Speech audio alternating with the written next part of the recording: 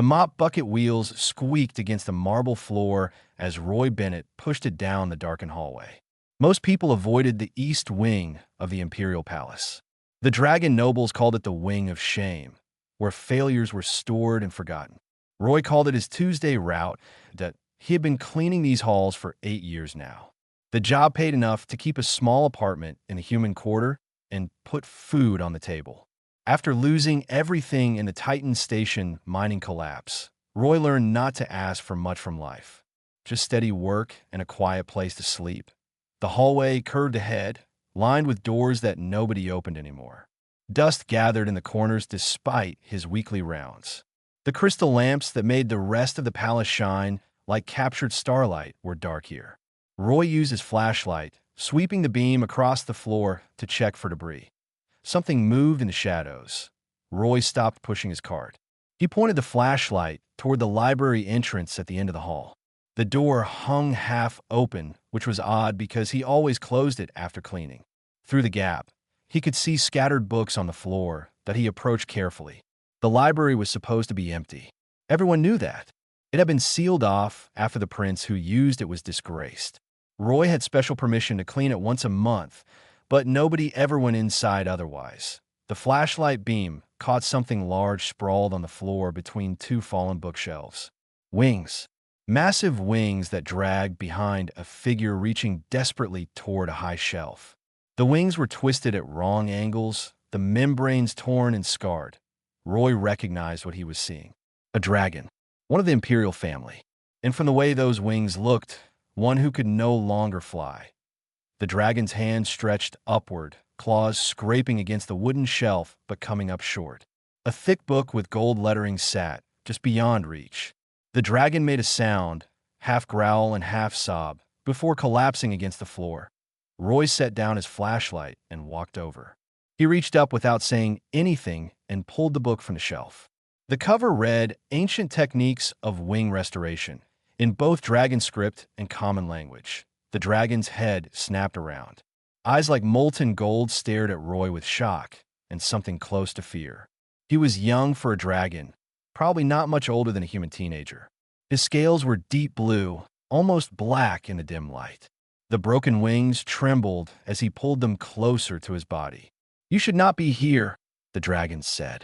His voice was rough, like he had not used it in a long time. "Leave. Forget you saw anything." Roy held out the book. "You were trying to get this." The dragon stared at the book, then at Roy. "I said leave. I heard you." Roy set the book down within easy reach. "But you look like you needed help. I need nothing from a human janitor." The words came out harsh, but there was no real anger behind them. Just exhaustion. Roy shrugged. He picked up one of the fallen books and placed it back on a lower shelf. Then another. The dragon watched him in silence, confused by what was happening. "What are you doing?" the dragon finally asked. "Cleaning. It's my job." Roy gathered 3 more books. "This is my route. This wing is closed. Forbidden. You should not even have access. Maintenance staff go everywhere." Roy straightened a tilted shelf. Even places other people forget about. The dragon pulled the book closer to himself, protective. "You will report this. Tell the court that the failure prince still lives in the Forgotten Wing. They will find it amusing." Roy stopped and looked at him directly. "Why would I do that?" "Because that is what people do. They see weakness and they tell others. They laugh. They point." The dragon's claws dug into the book's cover. "That is how courts work. How empires work. Maybe in palaces." Roy picked up his flashlight. "In the mining colonies where I'm from, people who fell down got helped back up. That's how we survived." The dragon said nothing. He seemed to be waiting for the trick, the cruel joke that would come next. Roy returned to his cleaning cart and pulled out a small package wrapped in cloth. He walked back and set it beside the dragon. "That's antibacterial gel and clean bandages. Your wings have open tears. Infection will make things worse." "Why?" The dragon's voice cracked slightly. "Why do you care what happens to me?" Roy thought about his daughter. About how the mining company abandoned the workers after the accident. About how everyone looked away when people needed help because it was easier than getting involved. He thought about all of that and felt tired. "Because somebody should," Roy said simply. He picked up his mop and bucket. I clean this section every Tuesday. If you need anything, I'll be around." He left the library, pulling the door halfway closed behind him. The dragon sat in the darkness, holding a book about healing wings and a package of medical supplies, trying to understand what just happened in a tower high above the Forgotten Wing. Emperor Sethian watched a video feed from the library's hidden security crystal. He had been monitoring his seventh son for months, watching Aldrich slowly give up on life. The Emperor's face revealed nothing as he watched the human janitor leave. "Interesting," Sethian said to the empty room that he rewound the feed and watched it again. The human had not hesitated, had not asked permission or looked for reward. He simply helped because someone needed it. Such behavior made no sense according to dragon philosophy. Strength came from dominance. Loyalty came from power. Kindness without benefit was illogical. The Emperor watched the recording a third time. The human's name appeared on the personnel file. Roy Bennett, Maintenance Division, 8 years of service, no disciplinary issues. A completely unremarkable record. Yet he had just done something remarkable without even realizing it. Sethian made a note in his personal log. He would watch this human more closely. Perhaps there was something to learn here. Perhaps the old ways were not the only ways that in the library below. Aldrich opened the book with shaking hands and began to read. For the first time in 6 months, something other than despair filled his chest. It was small and fragile, barely there at all, but it felt like hope. Emperor Sethian had ruled for 300 years. In all that time, he had learned to recognize patterns. Power sought power. Weakness attracted predators. Loyalty followed strength. These were the fundamental laws that held empires together. The human janitor broke every single one of them. Sethian watched through the observation crystals as Roy returned to the East Wing the following Tuesday. The human carried his usual cleaning supplies, but also a small bag that had not been part of his equipment before. He knocked on the library door before entering, which struck the Emperor as oddly polite given the circumstances. Inside the library, Aldrich had moved to a corner where he had built a nest of sorts from torn cushions and old curtains. The book on wing restoration lay open beside him, pages marked with strips of cloth. He looked up when Roy entered, surprise crossing his face. "You came back," Aldrich said. "Told you I would." Roy set down his cleaning supplies and opened the extra bag. Brought some things that might help. He pulled out elastic bands, lightweight wooden dowels, and what looked like climbing rope. Aldrich stared at the collection with confusion. "What is this supposed to be?" "Physical therapy equipment. Modified for your size." Roy held up one of the elastic bands. "In the mines, when someone got injured, we couldn't always afford fancy medical gear. We improvised, built things that helped people recover. My wings are shattered. No amount of elastic will fix them." Aldrich's voice carried bitterness earned through months of pain. "Maybe not, but staying still definitely won't fix them." Roy approached carefully, keeping his movements slow. "That book you were reading mentioned exercises. Small movements to prevent the muscles from dying completely. These can help with that." Aldrich looked at the equipment, then at Roy. "Why are you doing this?" "Already told you. Because somebody should." "That is not an answer. That is an excuse." The dragon's tail lashed in frustration. "Humans always want something. Payment. Status. Favor. What do you want from me?" Roy sat down on an old bench, which creaked under his weight. He was quiet for a long moment, thinking about how to explain something he had never fully put into words. "I had a daughter once," Roy said finally. "Sarah. She worked in the mines with me on Titan Station. Good kid. Smart. Careful. Did everything right." Aldrich went still, listening. "There was an accident. Structural collapse. The company knew about the weak support beams for months, but never fixed them. Figured it was cheaper to pay death benefits than upgrade the equipment." Roy's hands clenched. "Sarah got trapped. She was alive when I found her. Alive but pinned under 3 tons of rock." "I'm sorry," Aldrich said quietly. "I tried to get help. Called for the emergency teams. They said it would take 6 hours to dig her out properly. She didn't have 6 hours." Roy looked at the floor. "So I tried to move the rocks myself. Bare hands. Other miners joined in. We worked until our hands bled. It wasn't enough. She died while we were still digging. The library fell silent except for the distant sounds of the palace beyond the walls.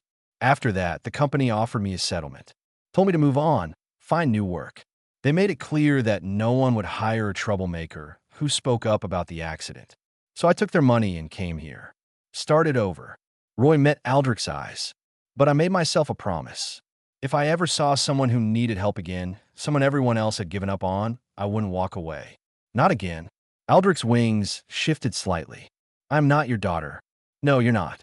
But you're someone who needs help. And I can give it. That's enough. The dragon studied Roy for a long time. Something in his expression softened. Your daughter would be proud of you. Maybe. Or maybe she'd think I'm a fool for getting involved in dragon politics. Roy stood and picked up the elastic bands. Either way, I'm here. Question is, do you want to try? Aldrich looked at his broken wings, then at the simple equipment Roy brought. The rational part of his mind said this was pointless. Dragon wings required advanced healing technology and months of treatment in proper medical facilities. Elastic bands and rope were children's toys compared to that. But another part of him, the part that had been slowly dying in this forgotten library, whispered that maybe trying was better than giving up. Show me what to do, Aldrich said. Roy smiled. It was the first real smile Aldrich had seen in half a year. They started with basic movements. Roy tied the elastic bands to support Aldrich's wings in neutral positions, taking pressure off the damaged joints. Then slow stretches, barely perceptible movements that made the dragon grimace with pain. Not too much, Roy said. Little bit each day. Your body will tell you when to stop. My body is telling me to stop now. Aldrich growled through gritted teeth. That's pain talking. Different from damage. You learn to tell the difference. Roy adjusted one of the bands. In the mines, we had to know our limits. Push too hard, you hurt yourself worse. Don't push at all, you waste away. Finding the middle ground is the trick. They worked for an hour. When they finished, Aldrich was exhausted but somehow felt better than he had in months. The exercises hurt, but they hurt in a way that felt productive rather than destructive. Roy packed up his equipment but left the bands and dowels behind. Practice these twice a day, not more. Your muscles need time to recover between sessions. You will return? Aldrich asked. Every Tuesday. Maybe more often if I can arrange it. Roy picked up his mop bucket. In the meantime, there's someone I want you to meet. Another human who works in the palace. Her name is Diana. She's a cook in the kitchens. I think she can help with your nutrition. You are recruiting others into this. Aldrich's eyes widened. That is dangerous. The court will notice. My brother will notice. Let them notice. Roy headed for the door.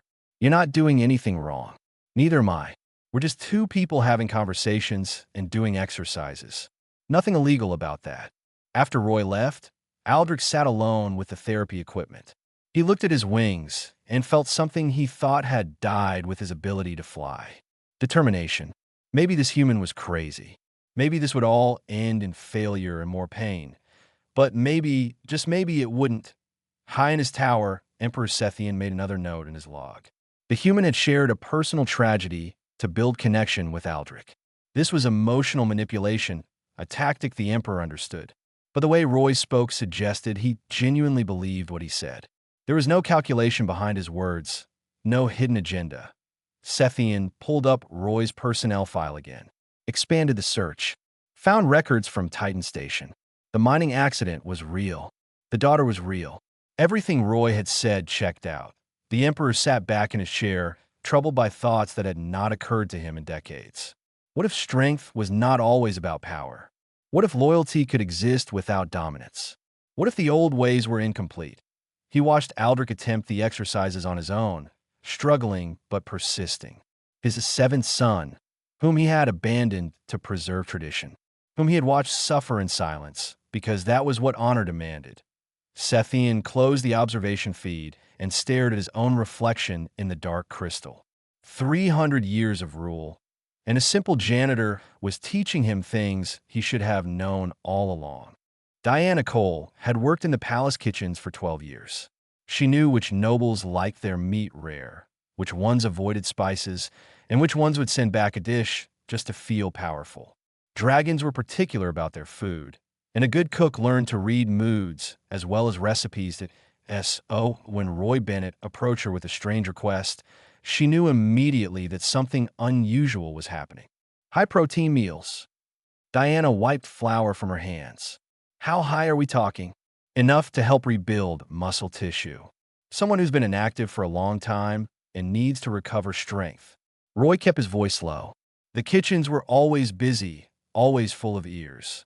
Can you do that? Diana studied him. Roy was one of the quiet ones, the workers who did their jobs and went home without drama. She had never known him to ask for special favors. Does someone have a name? She asked.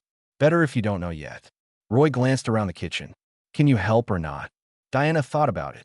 Special meal requests could get complicated. If this involved noble family politics, it could be dangerous. But Roy's expression was serious in a way that made her curious. I could prepare something. When do you need it? Every Tuesday to start. Maybe more later. Roy handed her a folded piece of paper. These are the dietary needs. I wrote down everything I could find about dragon nutrition. Diana unfolded the paper and her eyes went wide. Dragon nutrition, not human. This was about one of the imperial family. She looked at Roy with new understanding. You're helping one of them, she said quietly. I'm helping someone who needs it. That's all you need to know for now. Roy met her eyes. Are you in or out? Diana folded the paper and tucked it into her apron pocket. I'm in, but you're going to tell me the full story eventually. Deal. Over the following weeks, Diana prepared special meals that Roy smuggled out of the kitchen in sealed containers. She didn't ask questions, just made sure the food was nutritious and carefully portioned. Other kitchen workers noticed, but said nothing. Diana had a reputation as someone you didn't cross. Meanwhile, in the forgotten library, Aldrich's condition slowly improved. The exercises Roy designed were crude compared to proper medical treatment, but they worked. Aldrich's wings grew stronger. The pain became more manageable. Small movements that had been impossible a month ago now came easier. Roy brought new equipment each week. He consulted with Aldrich about what hurt and what helped, adjusting the exercises based on feedback. It was trial and error, but progress was progress. One Tuesday, Roy arrived to find someone else in the library. An elderly dragon with silver scales and tired eyes sat across from Aldrich, examining his wings with professional interest. This is Master Fong, Aldrich said quickly, seeing Roy's concerned expression. He's a physician. Was a physician. He worked in the palace medical wing until he questioned some traditional treatments. Now he works in the lower levels. Master Fong looked at Roy with curiosity. You are the human janitor, the one who brought these. He gestured at the therapy equipment scattered around the room. Ingenious. Primitive, but ingenious. You understand leverage and gradual resistance. Where did you learn this? Mining colonies. We had to improvise a lot. Roy set down the meal container he brought. Is there a problem? Problem? No. I am impressed. Master Fong turned back to Aldrich's wings. The approach is unorthodox, but effective. However, I believe we could do better. I have access to certain texts, certain techniques that were banned by the Imperial Medical Council. Banned what? Aldrich asked. Because they were considered too dangerous, too unpredictable. Master Fong pulled out a small book from his robes. This technique could fully heal your wings, restore them to their original strength, perhaps even make them stronger. But the process is excruciating and carries significant risk. If your body rejects the treatment, it could kill you. The library went silent. Aldrich stared at the book like it might explode. How significant is the risk? Roy asked. 20% mortality rate based on historical records. The treatment takes 7 days. Each day brings worse pain than the last. Most subjects give up and beg for it to stop. Master Fong looked at Aldrich seriously. But those who survive emerge fully healed. It is the only way to repair damage as severe as yours. Aldrich's claws dug into the floor. 7 days of agony with a 1 in 5 chance of death. Those are my options. Or continue as you are, slowly improving but never truly flying again. Master Fong closed the book. The choice is yours, young prince. I merely present the possibility. Roy watched Aldrich's face. He saw fear there, but also hunger. The hunger of someone who had lost something precious and would risk anything to get it back. I need to think about this, Aldrich said. Master Fong nodded and stood to leave. As he passed Roy, he paused. You have done something remarkable, human. You have given him hope. That is often the hardest part of healing. The rest is just pain and time. After the old dragon left, Roy and Aldrich sat in silence. Diana's meal sat forgotten on a nearby table. What do you think I should do? Aldrich finally asked. Roy considered the question carefully. I think you should do what you believe is right. Not what I think. Not what anyone else thinks. This is your body, your life, your decision. That is not helpful advice. Maybe not, but it's honest. Roy stood and walked to the window. Beyond the dusty glass, the palace courtyard bustled with activity.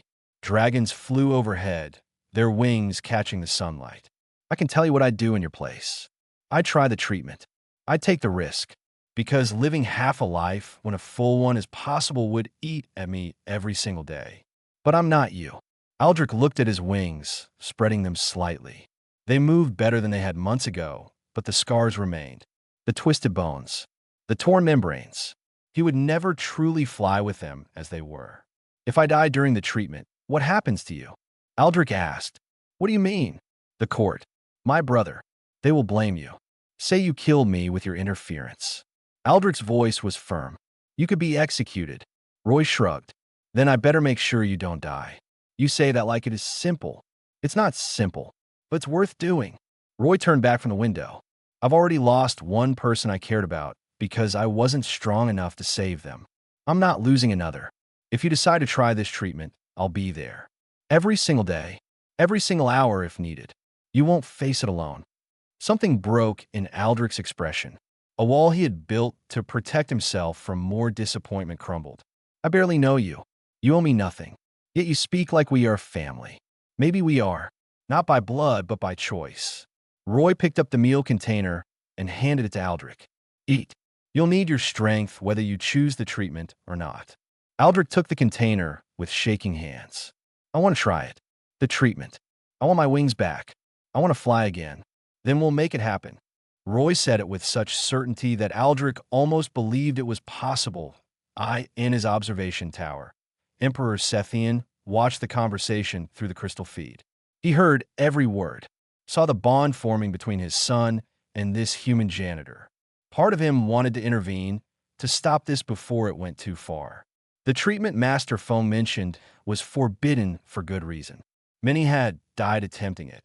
But another part of him, a part he thought had died long ago, wanted to see what would happen.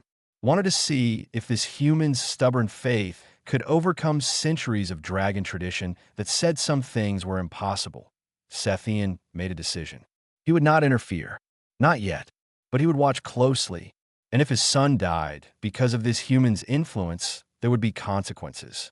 If his son lived and flew again, there would be different consequences. Either way, the empire was about to change. The emperor just wasn't sure if that change would save them or destroy them. The treatment began on a Tuesday morning. Master Fong arrived with leather bags full of herbs, crystals, and instruments that looked more like torture devices than medical equipment. Diana came too, insisting that if they were going through with this insanity, someone with actual medical training should be present. I was a field medic before I became a cook, she explained while setting up her supplies. Figured those skills might come in handy again. Roy had taken a week of vacation time he had been saving. He told his supervisor he had family business. It wasn't entirely a lie. Aldrich had become family in a way that mattered more than blood. This will hurt, Master Fong said as he prepared the first injection. Not immediately, but within the hour. By tonight, you will beg us to stop. By day 3, you will curse us. By day 5, you may lose consciousness entirely. If you survive to day 7, the treatment will be complete. Aldrich lay on a makeshift bed they had constructed from cushions and blankets.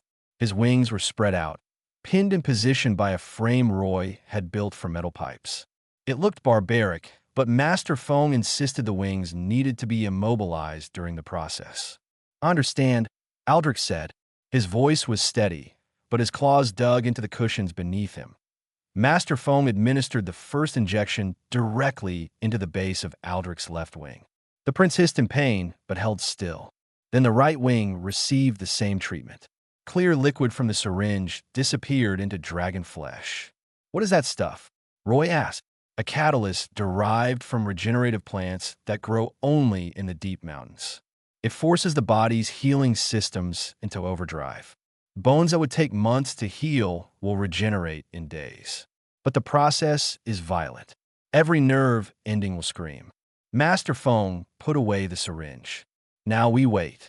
The first hour was quiet. Aldrich seemed fine, almost disappointed that nothing was happening. Roy and Diana took turns keeping watch while Master Foam meditated in a corner, conserving his energy for the long week ahead. Then Aldrich's breathing changed. Became faster, shallower. Sweat beaded on his scales. "It's starting," Master Foam said without opening his eyes. That'd be why the second hour. Aldrich was shaking. He bit down on a leather strap Diana provided, trying not to scream. His wings trembled in their restraints as bones began to shift beneath the skin. Roy moved to sit beside him. "I'm here, not going anywhere." Aldrich's eyes locked onto Roy's face like it was the only anchor in a sea of pain. He couldn't speak around the leather strap, but his expression said everything. The first night was worse than anything Roy had witnessed in the mines. Aldrich's screams echoed through the forgotten wing despite their attempts to muffle the sound. His body convulsed as bones broke and reformed. Diana administered pain medication when she could, but Master Foam warned against too much. The body needed to feel the process to guide the healing correctly. Roy stayed awake through all. When Aldrich's claws tore into the cushions, Roy held his hand, letting the dragon grip tight enough to draw blood from his palm. When the screaming stopped and Aldrich whimpered like a wounded child, Roy spoke quietly about meaningless things. Stories from the mines. Jokes that weren't funny. Anything to prove someone was still there. Diana and Master Foam rotated shifts, but Roy refused to leave. He sat beside Aldrich hour after hour, day after day. He barely ate, barely slept, just maintained his presence like a promise made solid. On the third day, other humans from the palace began arriving. Word had spread through the worker community about what Roy was attempting. A maintenance worker named Carl brought blankets. A laundry worker named Beth brought clean sheets. A gardener named Simon brought fresh water from a private well. "We heard you could use help," Carl said simply. They established a rotation. Humans who had never met Aldrich took shifts sitting with him, providing support while Roy caught brief moments of sleep. The dragon was barely conscious by this point, lost in a fever dream of agony. But whenever he surfaced, a human face was there. Someone who cared. Diana organized the effort like a military operation. She scheduled shifts, managed supplies, and kept detailed medical notes. Master Foam was impressed by her efficiency and began teaching her dragon physiology so she could help with treatments. On the fourth day, Crown Prince Vulcan learned what was happening. He sent guards to the East Wing to stop the treatment. They found 20 humans blocking the library entrance. Carl, the maintenance worker, stood at the front of the group. "You will move aside," the guard captain ordered. "No, sir, we won't," Carl replied calmly. "This is treason, interference with imperial family matters. This is helping someone who needs it. Last time I checked, that wasn't illegal." Carl crossed his arms. "You won't get past us, you'll have to arrest all of us. Might be hard to run a palace with no maintenance staff, no kitchen workers, no cleaners." The guards retreated to report to Vulcan. The Crown Prince was furious, but could not act openly without admitting he wanted his brother to fail. 2D. He settled for placing restrictions on human workers instead, making their jobs harder, hoping they would give up. They did not give up. That on the fifth day, Aldrich stopped screaming. He lay silent and pale, barely breathing. Master Foam checked his vital signs and shook his head. This is the crisis point. Either his body accepts the treatment and he survives, or it rejects everything and he dies. We can only wait. Roy refused to accept waiting. He leaned close to Aldrich's ear and began talking. Not about comforting things this time. He talked about the future, about flying again, about proving everyone wrong. about all the things Aldrich would do once he recovered. "You don't get to quit now," Roy said firmly. "I didn't spend a week watching you suffer, just so you could give up at the end. You're stronger than this. Stronger than the pain. Stronger than your brother. Stronger than everyone who said you were finished. So you fight. You hear me? You fight." Diana added her own voice. Then Carl. Then Beth and Simon and all the other humans who had been helping. They formed a chorus of encouragement, a wall of sound that pulled Aldrich back from the darkness that on the sixth day, Aldrich's eyes opened. He was weak, barely able to move, but alive. The fever had broken. His wings, still restrained in the frame, had stopped trembling. The bones had set in their new positions. "Water," Aldrich croaked. Diana nearly cried with relief as she helped him drink. Master Feng examined the wings carefully, checking bone alignment and tissue regeneration. His old face split into a rare smile. It worked. The treatment worked. One more day of monitoring, and we can begin rehabilitation. Roy, who had not slept properly in nearly a week, finally allowed himself to collapse into an exhausted sleep. Carl and Beth carried him to a corner and covered him with blankets. He had earned his rest that on the seventh day, Master Feng removed the restraints from Aldrich's wings. The prince slowly folded them against his back. There was still pain, still stiffness, but the bones were whole. The membranes had regenerated. Scars remained, but they were battle scars now, proof of survival rather than symbols of defeat. "How do they feel?" Diana asked. Aldrich carefully extended one wing, then the other. They responded smoothly, without the grinding resistance that had plagued him before. He spread them fully, feeling the air catch in the membranes. "Like they're mine again," he said quietly. High in his tower, Emperor Sethian watched his son spread wings that should have remained broken forever. Watched the humans celebrate a victory that should have been impossible. The emperor stood from his throne and walked to the window. Looking down at the palace below, something fundamental had changed. He could feel it in the air, see it in the way humans and dragons looked at each other in the courtyards. The rigid hierarchy that had governed his empire for centuries was beginning to crack. Sethian did not know if this was progress or catastrophe, but he knew he could no longer simply watch. It was time to act, time to test whether this human's influence would save his empire or destroy it. He summoned his herald and began composing a challenge that would force everyone to choose sides. The imperial summons arrived 3 days after Aldrich completed his treatment. A herald in formal robes appeared at the library entrance, flanked by palace guards. He unrolled a scroll and began reading in a voice that carried through the halls. "By decree of Emperor Sethian, seventh son Prince Aldrich is hereby challenged to demonstrate his worthiness to return to the imperial family. He shall fly from the courtyard floor to the peak of the central spire without pause or assistance. He has 3 moon cycles to prepare. Success will restore his full status and title. Failure will result in permanent exile to the outer colonies." The scroll was sealed with the emperor's personal mark. There was no refusing it. No negotiating. Aldrich stared at the document like it was a death sentence. 300 meters, he said after the herald left. "The central spire is 300 meters tall. How far can you fly now?" Roy asked. "I don't know. 20 meters before my wings tire? Maybe 30. Aldrich paced the library, his newly healed wings dragging behind him.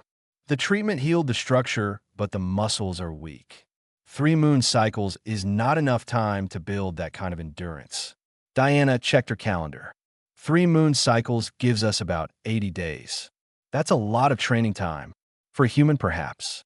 Dragon wings require years to develop proper strength after this kind of injury. Aldrich sat heavily. My father knows this. He has given me false hope before final exile. Roy said nothing for a long moment. He walked to the window and looked out at the central spire. It gleamed in the afternoon sun, impossibly tall and straight. A monument to dragon power and pride. Then we better start training today, Roy said. No time to waste feeling sorry for ourselves. Over the next week, they converted a large empty hall near the library into a training space. Roy designed a progressive system using his mining engineering knowledge. Weights and pulleys to simulate flight resistance. platforms at various heights to practice takeoffs and landings. Even a large fan borrowed from the maintenance department to create wind resistance. The human worker community rallied again. Carl and his crew built the training equipment. Beth organized scheduling so Aldrich could train during hours when nobles were unlikely to wander near. Simon created a private garden space where Aldrich could practice outdoor flights without being seen. Aldrich trained every day. Short flights at first, barely making it across the hall before exhaustion hit. Roy pushed him to continue even when every muscle screamed. Diana monitored his nutrition and recovery, adjusting meals to maximize muscle development. Master Phone taught breathing techniques to increase stamina. Progress was slow. After 2 weeks, Aldrich could fly 50 meters. After 4 weeks, 100 meters. But the gains were getting harder. His wings grew stronger, but the central spire remained impossibly far above them. "I'm not going to make it," Aldrich said one evening after a particularly difficult training session. He lay on the floor, wings spread out, breathing hard. "The math doesn't work. My improvement rate won't get me to 300 meters in time." Roy sat beside him. "Math doesn't account for everything. Humans break mathematical predictions all the time. We call it determination. Determination doesn't change physics." "No, but it changes what you're willing to endure to overcome physics." Roy handed Aldrich a water bottle. "Besides, we have something your father didn't account for." "What's that?" "Innovation." Roy pulled out a notebook filled with sketches. "I've been thinking about the problem wrong.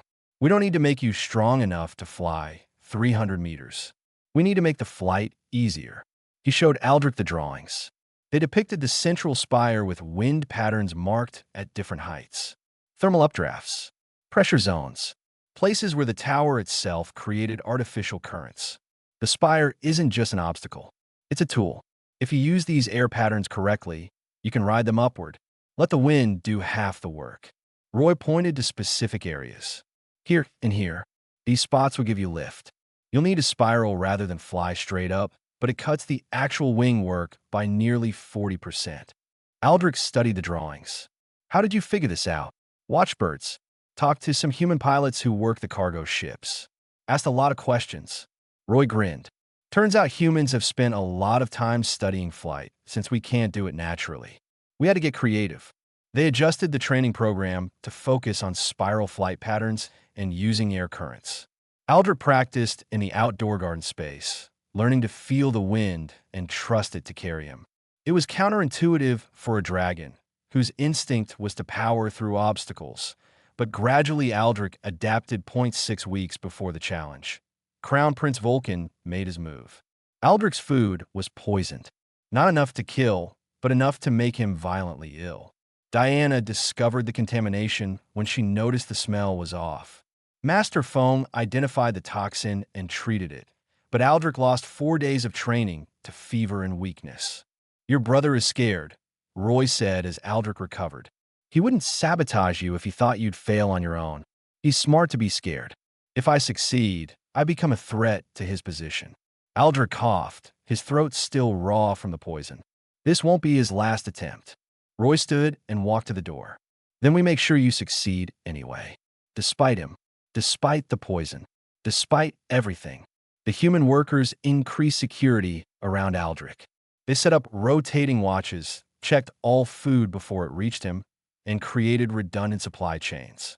Carl personally inspected the training equipment each morning for sabotage. The human community had invested too much to let Vulcan's scheme succeed.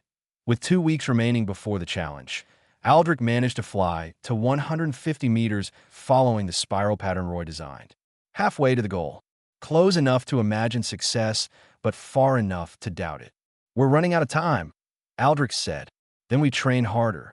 Roy set up a new exercise. Midnight sessions. 3 hours before dawn. "Your wings are freshest then. We'll add an extra training block."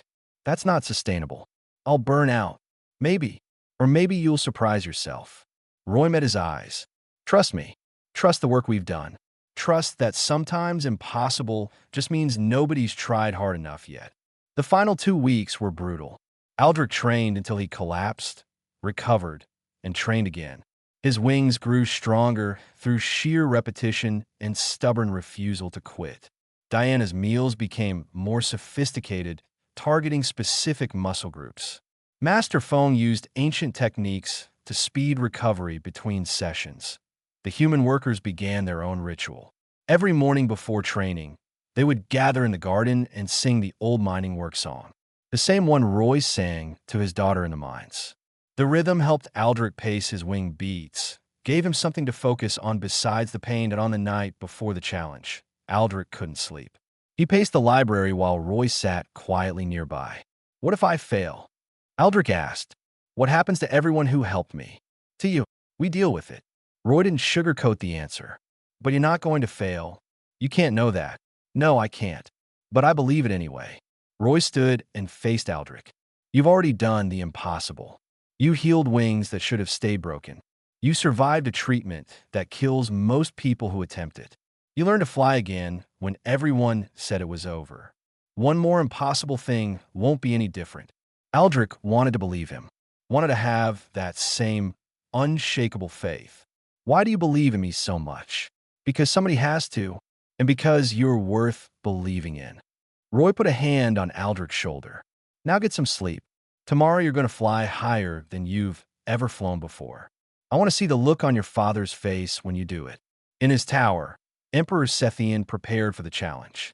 He had watched Aldrich's training through the observation crystals, watched the humans rally around his son, watched impossible become possible through nothing more than determination and cooperation. Tomorrow would decide many things. Whether his son could truly fly again, whether the old ways still serve the Empire, whether a simple janitor's faith could reshape centuries of tradition. Sethian looked at his reflection in the polished throne and wondered which outcome he truly wanted. Dawn broke over the imperial palace with unusual silence. Every courtier, every servant, every noble who could arrange attendance gathered in the central courtyard. Word of the challenge had spread beyond the palace walls. Humans from the capital city lined the outer gates, hoping for a glimpse of what would happen. The central spire rose before them, 300 meters of carved stone and crystal that had stood for 1,000 years. It represented everything the Dragon Empire valued: height, power, permanence. At its peak, a golden platform gleamed in the early morning light. Aldrich stood at the base, his wings folded against his back. He wore simple clothes, nothing ceremonial. Roy stood beside him, along with Diana, Master Fong, Carl, Beth, Simon, and dozens of other humans who had helped during the long months of recovery and training. Emperor Scythian descended from his tower for the first time in a decade. His massive form settled onto a raised platform where he could observe clearly. The entire court held its breath. The Emperor attending personally meant this challenge carried more weight than anyone had realized. Crown Prince Vulcan stood among the nobles, his expression carefully neutral, but his claws tapped against the stone railing in a nervous rhythm. The herald stepped forward and read the terms of the challenge again. His voice echoed across the courtyard. When he finished, he gestured to Aldrich. "The challenge may begin whenever the prince is ready." Aldrich looked at Roy. The human nodded once, a simple gesture of confidence. Aldrich took a deep breath and spread his wings. They unfurled smoothly, fully healed, stronger than they had been before the injury. Sunlight caught the membranes, making them glowed. A murmur ran through the crowd. Many had never seen Aldrich's wings healed. They had believed the rumors that he would remain broken forever. Aldrich crouched and launched himself upward. His wings beat powerfully, carrying him 20 meters up in the first surge. The crowd gasped. He had already proven he could fly, which was more than most had expected. But 20 meters was not 300 that Aldrich shifted into the spiral pattern Roy had designed. Instead of fighting straight up against gravity, he circled the spire, using the wind currents created by the tower's shape. At 50 meters, he caught the first thermal updraft. It lifted him faster with less effort. The humans in the courtyard began to chant. The mining works song, its rhythm steady and strong. The sound carried upward, giving Aldrich something to pace his wing beats against. At T100 meters, his muscles began to burn. The poison for Vulcan's attempt had weakened him more than he wanted to admit. His wings trembled slightly, but he pushed through it, trusting the training. Trusting Roy's calculations about the wind patterns that a T 150 meters, doubt crept in. His vision blurred from the exertion. The platform at the top seemed impossibly far away. Every wing beat required conscious effort now. His body screamed at him to stop, to descend, to accept that this was as high as he could go. Then he heard Roy's voice cutting through the chanting. Not shouting advice or encouragement. Just 3 words. You're not done. Something in those words steadied Aldrich. Roy had watched him suffer through 7 days of agony, had sat beside him when everyone else walked away, had built equipment with his own hands, designed training programs, calculated wind patterns, and refused to accept failure at every single step. Roy believed that had to count for something. Aldrich caught another thermal at 170 meters. This one was stronger, created by the spire's peak deflecting wind downward. He rode it upward in a tight spiral, saving his strength for the final push. At 200 meters, he could see the details of the golden platform. At 250, he could count the support pillars. The crowd below had gone completely silent. Even the human chanting had stopped. Everyone watched as the disgraced prince climbed higher than anyone thought possible. At 270 meters, Aldrich's left wing cramped. Pain shot through the muscle, threatening to fold the wing entirely. For a terrible moment, he faltered, dropping several meters before he recovered. The crowd gasped.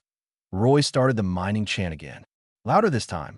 The other humans joined in immediately. The sound rolled across the courtyard and up the spire like a wave of sound. Aldrich synchronized his wing beats to the rhythm. The cramp eased slightly. Not gone, but manageable. He pushed upward. 280 meters. 290. The platform was right there. Just 10 more meters. His wings were done. Completely exhausted. He had nothing left to give. But quitting now, this close, would mean everything had been for nothing. All the pain, all the work, all the people who believed in him would be proven wrong. Aldrich thought about his father watching from below, about Vulcan hoping for failure, about Master Phone risking his reputation, about Diana smuggling food and Carl building equipment, and all the humans who treated him like he was worth saving. He thought about Roy sitting beside him through the darkest nights, holding his hand while Bones broke and reformed, refusing to abandon him even when it would have been easier. Aldrich beat his wings one more time. Then again. Then one final, desperate surge that sent pain through every muscle and nerve. His claws touched the golden platform. He collapsed onto it, wings spread out, breathing in ragged gasps. But he was there, at the top. He had done it. The courtyard erupted. Omans charat wildly. Even some dragons couldn't help but show approval, their roars mixing with the human celebration. Roy stood with his hands clasped together, not cheering, but smiling with quiet satisfaction. Emperor Sethian rose from his platform. He spread his own massive wings and flew up to the spire peak in a single powerful surge. He landed beside Aldrich, looking down at his 7th son who lay exhausted but victorious. Stand, Sethian commanded. Aldrich struggled to his feet, swaying slightly. His wings trembled from exhaustion, but he held them open, refusing to show more weakness than necessary. Sethian studied him for a long moment. Then he spoke, and his voice carried down to the courtyard through magic that amplified it for all to hear. I have ruled this empire for 3 centuries. I have followed the old ways because they brought us strength and stability. I believe that weakness had no place in the dragon bloodline, that those who could not maintain perfection should be cast aside. He paused. I was wrong. The court gasped. The emperor admitting error was unheard of. This is not a story of a dragon prince who recovered. This is a story of a human janitor who saw someone suffering and chose to help for no reason except that it was right. Sethian looked down at Roy in the courtyard. The old ways would have let my son die in darkness. Human ways gave him light instead. Sethian turned back to Aldrich. You are restored to your full status as prince of this empire. But more than that, you are appointed as ambassador to human relations. You will work to ensure that the cooperation and compassion you receive becomes standard rather than exception. Aldrich bowed, nearly falling from exhaustion. Sethian caught him with one wing. Rest, my son. You have earned it. As Sethian flew Aldrich back down to the courtyard, palace guards moved through the crowd. They arrested Crown Prince Vulcan on charges of attempted assassination and poisoning. Evidence that had been gathered over months was finally presented publicly. Vulcan's careful plotting had been watched and documented all along. Roy watched the guards take Vulcan away. Justice, finally. But it felt hollow compared to the real victory. Aldrich was alive, healed, flying again. That mattered more than any political outcome. Sethian landed in the courtyard and set Aldrich down near Roy. The Emperor looked at the human janitor directly for the first time. You refused a noble title when I offered it before. You refused lands and wealth. Yet you accomplished something I could not. You saved my son. Sethian's voice was quieter now, meant only for those nearby. What do you want as reward? Roy thought about it. Better conditions for human workers throughout the palace. Fair wages. Representation in palace decisions that affect them. A voice that actually gets heard. Done. What else? Nothing else. That's enough. Sethian stared at him. You are either the wisest human I've ever met or the most foolish. Maybe both. Roy shrugged. I just wanted to help someone who needed it. Everything else is extra. Over the following weeks, changes swept through the palace. Human workers received pay increases and better housing. A council was formed where human representatives could voice concerns directly to dragon leadership. Medical techniques that blended dragon tradition with human innovation were developed and shared. Aldrich took his new role seriously. He met with human communities throughout the capital, listening to their needs and concerns. His reputation grew not as a dragon prince, but as someone who understood suffering and chose to prevent it in others. Master Phone was restored to his position and given funding to research previously forbidden medical techniques. Diana became head of cultural exchange programs, bringing human and dragon perspectives together through the universal language of food. Roy returned to his janitor duties by choice. He was offered promotions repeatedly and turned them all down. He preferred his quiet routes through the palace, checking on forgotten corners and finding people who needed help. One evening, Aldrich found Roy in his usual East Wing hallway, pushing his cleaning cart and whistling the old mining song. You know you don't have to do this anymore, Aldrich said. You could have any position in the palace. I know, Roy emptied avastibin, but someone needs to take care of the places everyone forgets. Besides, I like this work. It's honest. Aldrich walked beside him for a while in comfortable silence. Their friendship had become legendary throughout the empire. Songs were written about it, stories told to children. The prince and the janitor who proved that worth had nothing to do with birth or status.